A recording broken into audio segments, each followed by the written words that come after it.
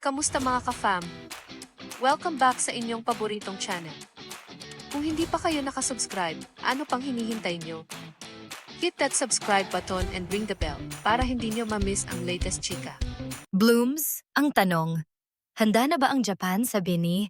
Dahil sa kanilang Summer Sonic debut sa Osaka, hindi lang performance ang pinakita ng Nations Girl Group, literal na nagpaingay sila worldwide. Naging Filipino takeover ang Summer Sonic 2026 sa Osaka matapos rumampa ang BINI sa mountain stage ng Expo 70 Commemorative Park. At syempre, hindi sila nagpakabog. Binuksan ng 8, Aya, Colette, Maloy, Gwen, Stacy, Mika, Joanna at Sheena. Ang kanilang set gamit ang Cherry on Top. Bago sinundan ng hits na Zero Pressure, Out of My Head, Step Back, Blush, Sugar Rush, Salamin Salamin, at Pantropico. Pero ang mas nakakakilig, nag-Japanese ang BINI.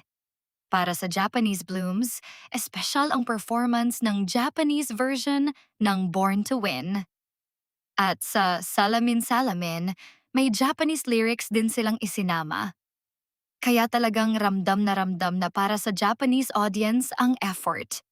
At mukhang nagbunga ang performance dahil matapos ang kanilang set, umakyat sa #1 worldwide at Philippines trends sa X ang BINI. Nag-trend din sila sa iba't ibang territories. Pero wait, hindi pa tapos ang BINI sa Japan. Diretso silang Tokyo para sa second leg ng kanilang Summer Sonic debut sa August 16.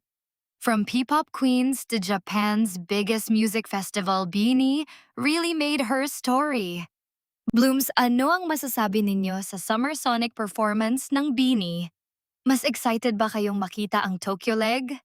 Drop your thoughts below. Huwag kalimutan mag-like, subscribe, and hit the bell for more updates. Kita-kits ulit sa next video, mga ka-fam.